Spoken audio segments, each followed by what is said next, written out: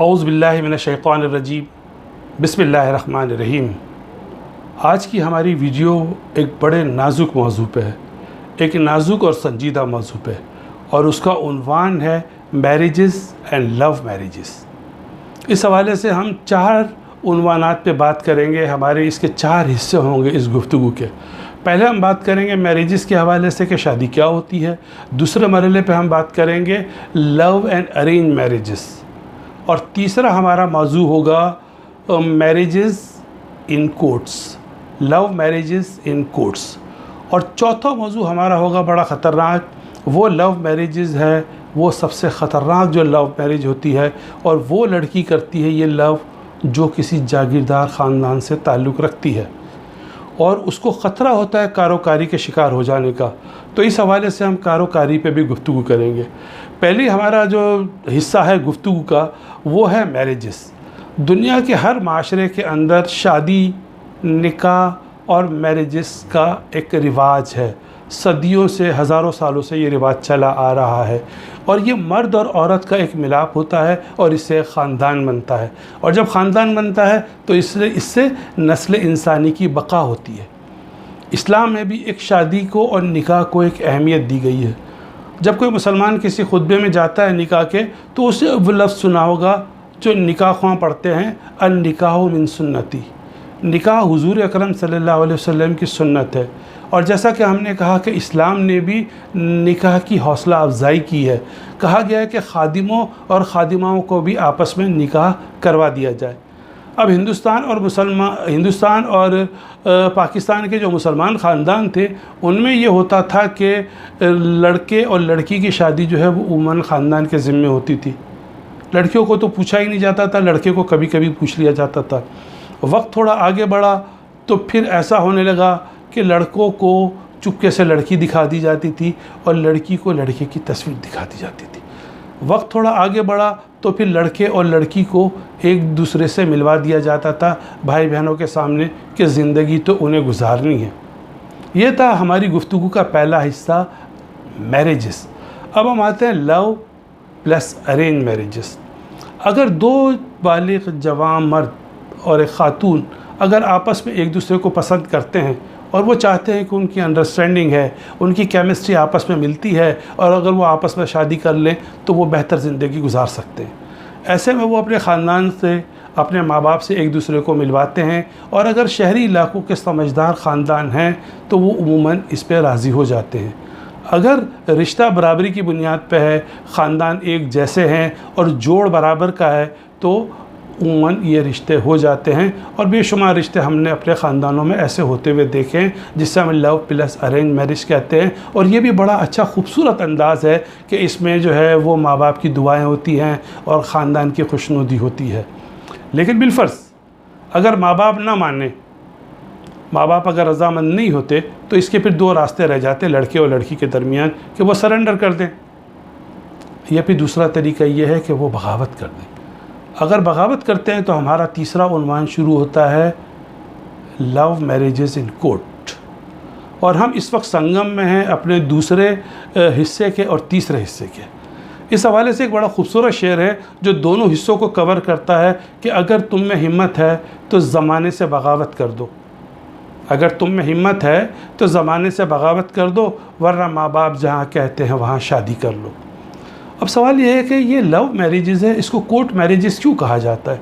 इसकी वजह यह है कि लड़का और लड़की माशरे से और अपने ख़ानदान से बगावत करके उनकी रज़ामंदी के बगैर शादी कर रहे होते। जब वो शादी कर रहे होते तो लड़की के लिए 2 मसले होते हैं। पहले इसको ये साबित करना होता है कि वो बालिग़ है, ये तो शनाख्ती कार्ड से प्रूव हो जाता है। दूसरा, इसको ये साबित करना पड़ता है कि वो ये शादी अपनी रज़ामंदी से करती है, तो इसको अदालत में मजिस्ट्रेट के रूबरू पेश होना पड़ता है। वहाँ एक एफिडेविट होता है स्टाम्प पेपर पे, लड़की की तस्वीर भी होती है, और इसके साथ साथ जो है वो लड़की ये डॉक्यूमेंट्स तैयार करती है। ये उम्मन लड़के के तहफ़्फ़ुज़ के लिए होता है। बाज़ औक़ात ऐसा होता है कि लड़की के जो माँ बाप हैं वो लड़के के ख़िलाफ़ FIR दर्ज करवाते हैं और मुकदमा दायर करते हैं। उस पर वो यही कहते हैं कि लड़की की रज़ामंदी के बगैर शादी हुई और लड़की नाबालिग़ है। अब ये लव मैरिजेस ऐसे होती क्यों हैं? इसके 2 उन्वानात मैंने देखे हैं, 2 मौज़ूआत पे हम गुफ्तगू करेंगे। पहली तो ये है कि नौजवान लड़के और लड़की की शादी होती है, वो उम्मन आते हैं, और दूसरा एक नौजवान लड़की शादी कर रही होती है किसी शादीशुदा आदमी से, उसके बाद औक़ात 2 या 3 बच्चे होते हैं। अब जो नौजवान आपस में जो शादी करते हैं, इसमें अमूमन ये देखा गया है कि लड़की तो बड़ी खूबसूरत होती है, समझदार, सुलझी हुई, पढ़ी लिखी होती है, और लड़का बस गुजारा लायक होता है। सवाल ये कि ऐसा क्यों? ऐसे बेजोड़ रिश्ते क्यों होते हैं? वो इसलिए होते हैं कि लड़की बेसब्री होती है, उसको अपनी अहमियत का अंदाज़ा नहीं होता, वो ख़ानदान पे एतमाद नहीं करती, वो वक्त का इंतज़ार नहीं करती कि उसके लिए अच्छा रिश्ता आएगा, और लड़का ये समझता है कि वो जल्द अज जल्द शादी कर ले, उसको एक बेहतर लाइफ पार्टनर मिल रहा है उसकी अपनी हैसियत और औकात से ज़्यादा। अब सवाल ये पैदा होता है कि अच्छा लड़का कहाँ होता है उस खूबसूरत अच्छी लड़की के लिए जो समझदार है और सुलझी हुई है? वो लड़का उस वक्त अपनी पढ़ाई कर रहा होता है, अपना कैरियर बना रहा होता है। तो ये लड़की बेसब्री की वजह से अपने से कम हैसियत के मर्द से शादी करती है, और ये बड़ी रिस्की शादी होती है। आइंदा हम दोनों हवालों से बात करेंगे, पहले हम शादीशुदा मर्दों की बात कर लें, फिर हम बात करेंगे कि ये शादी क्यों रिस्की होती है। दूसरे वो लड़के होते हैं जो शादीशुदा होते हैं, वो अपने से कम उम्र 8-8, 10, 15-15 साल कम उम्र लड़कियों से शादी करते हैं। अब हम बताएंगे कि ये लड़के कैसे होते हैं और लड़कियों की क्या नफ्सियात होती है। ऐसे जो लड़के हैं वो हैंडसम होते हैं, स्मार्ट होते हैं, पढ़े लिखे होते हैं और खुशहाल होते हैं। अब वो समझते हैं कि उनकी जो लाइफ पार्टनर है अब उनसे मैच नहीं कर रही, 2-3 बच्चे हो चुके हैं, लिहाजा वो अपने कम उम्र लड़की से शादी करना चाहते हैं। और लड़की इसलिए शादी करती है कि वो समझती है कि अगर मैंने अपने हम उम्र लड़के से शादी की तो वो अपना कैरियर बनाने में ही अपनी आधी उम्र गुजार देगा, और इसकी जो ज़िंदगी की खुशियाँ हैं, जो माल और दौलत है, वो ज़िंदगी को एंजॉय करना चाहती है, वो नहीं कर सकेगी।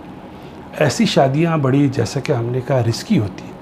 और रिस्की की सबसे बड़ी वजह यह है कि अगर जब तक अगर रोमांस है, जब तक एक मोहब्बत है, तो एक बिल्कुल दिल से सोचा जाता है और दिमाग एक तरफ रख दिया जाता है। जब प्रैक्टिकल लाइफ में लड़का और लड़की आते हैं तो फिर क्या होता है?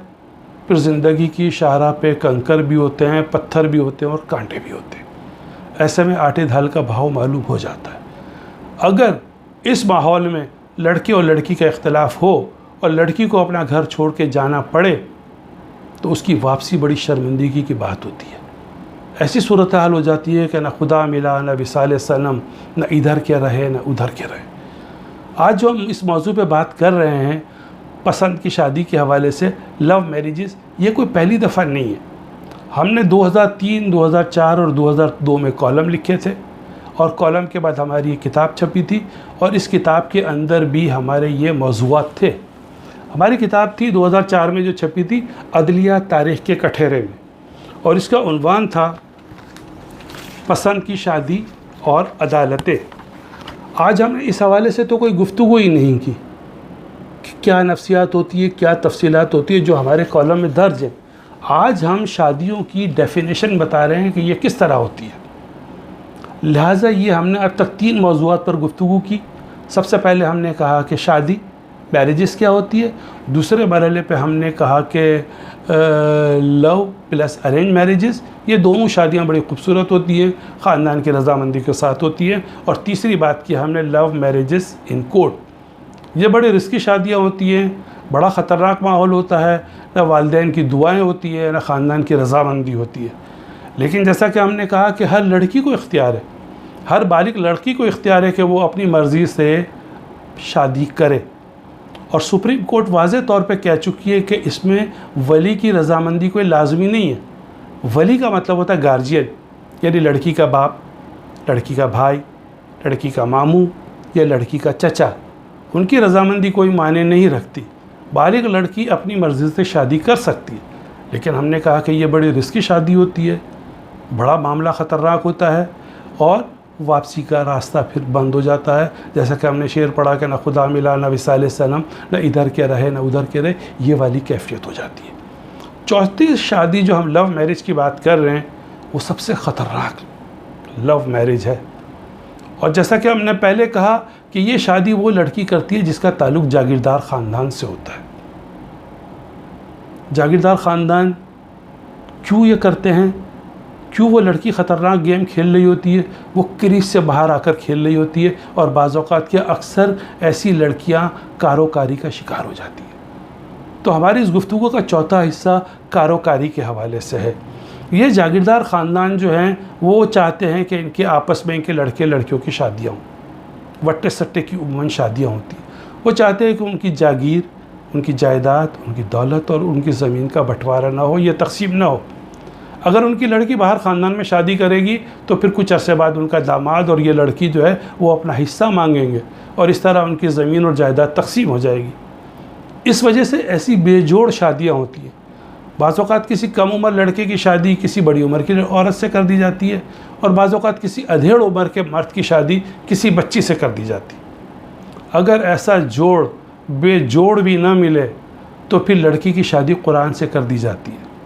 इसका मतलब है कि लड़की उम्र भर कंवारी रहेगी और वो इसी तरह दम घुट घुट के मर जाएगी और वो कब्रिस्तान इसी तरह पहुंच जाएगी। इस हवाले से एक बड़ा अच्छा ड्रामा पीटीवी पे आया था, आसमान तक दीवार। नूरुल हुदा साहिबा ने लिखा था, आसमान तक दीवार, इसके नाम से पता चल रहा है कि ये क्या होगा। आसमान तक दीवार खिंची हुई होती है, यानी ऐसी औरतों की कहानी दिखाई गई जो 6-7 साल की उम्र के बाद से जिन्होंने खुला आसमान नहीं देखा होता, उनके गिर्द दीवार चुन दी जाती है। इसकी वजह क्या है? इसकी वजह ये जागीरदाराना माहौल है। लेकिन हो क्या रहा है कि पहले जागीरदार ख़ानदान जो थे वो अपने लड़कों को पढ़ाते थे, बाहर भी भेजते थे, फिर उन्होंने अपनी लड़कियों को भी पढ़ाना शुरू कर दिया। वो लड़कियां जब कॉलेजेस और यूनिवर्सिटीज़ में जाती हैं तो जाहिर सी बात है कि उनकी पसंद का कोई लाइफ पार्टनर होता है। वो समझती हैं कि वो इस शख्स के साथ, इस मर्द के साथ एक बेहतर ज़िंदगी गुजार सकती है। लेकिन ख़ानदान ये गवारा नहीं करता, वो इसकी जान के दर पे हो जाता है।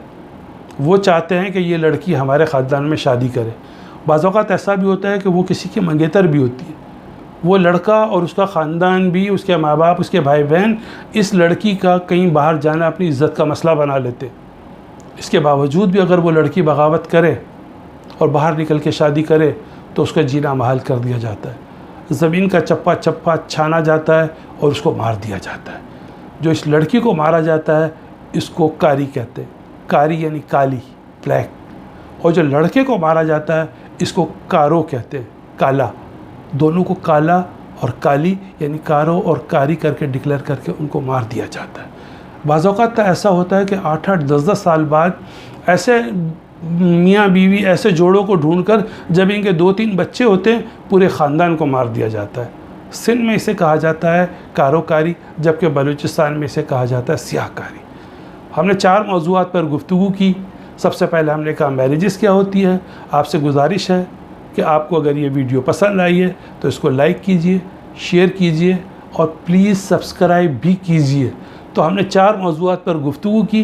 पहले हमने कहा कि मैरिजेस क्या होती है, मैरिजेस के बाद हमने कहा कि अरेंज मैरिजेस क्या होती है, यानी लव प्लस अरेंज मैरिजेस क्या होती हैं, और लव मैरिजेस इन कोर्ट क्या होती है, और आखिर में हमने कारोकारी पे गुफ्तगू की। जैसा कि हमने कहा कि हर लड़की का इख्तियार है कि वो अपनी मर्ज़ी से शादी करे, लेकिन तीसरी और चौथी शादियाँ बड़ी ख़तरनाक है। लव मैरिजेस रिस्की है, लड़की बड़े ख़तरनाक पोजीशन में होती है, लेकिन उसकी कम से कम जान को ख़तरा नहीं होता। लेकिन अगर कोई जागीरदार ख़ानदान की लड़की है और वो अपनी पसंद से शादी करना चाहती है तो उसका ज़िंदा रहना बहुत महाल होता है। बेशुमार लड़कियों को दफन कर दिया जाता है, न उनको कफन दिया जाता है, न उनको नहलाया जाता है। उन लड़कियों का अलग कब्रिस्तान है ताकि लड़कियां आइंदा इबरत करें। आज हमने गुफ्तगू की मैरिजेस एंड लव मैरिज के हवाले से, इंतहाई संजीदा मौजू था। आइंदा हमने आपको बताया कि जो कॉलम हमारा था और इसके बाद जो किताब में हमने ये जो शाया हुई थी उसमें जो उन्वान था पसंद की शादी और अदालतें, आइंदा हम इस मौजू पर भी गुफ्तगू करेंगे। एक बार फिर आपसे गुजारिश है कि इस वीडियो को लाइक कीजिए, शेयर कीजिए और सब्सक्राइब कीजिए। बहुत शुक्रिया।